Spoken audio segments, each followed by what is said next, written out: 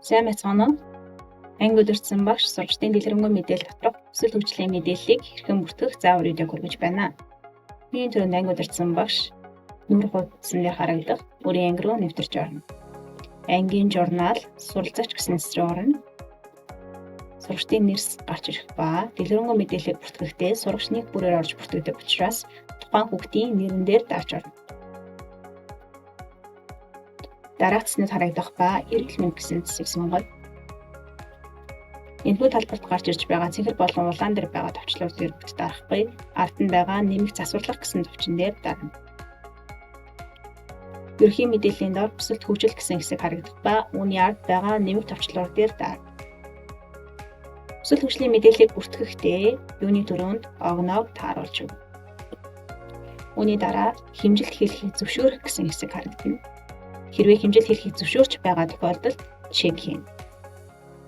Чек хийснээр автоматар шалтгаан гэсэн хэсэг нь итгэхгүй болно.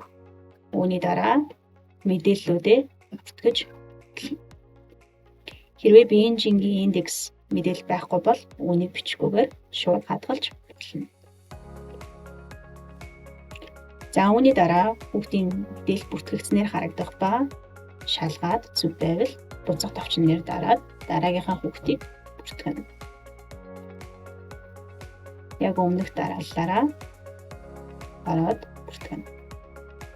Энэ хэсэгт энэ хүүхэд хэрвээ хэмжилт хэлхийг зөвшөөрөөгүй тохиолдолд үүнийг чек хийхгүйгээр ард нь байгаа шалтгааныг сонгоно. Доор харагдаж байгаа шалтгаануудаас аль нэгийг нь сонгоод шууд хадгалах авч дарна. За энэхүү мэдээлэл нь бүртгэгдснээр харагдана.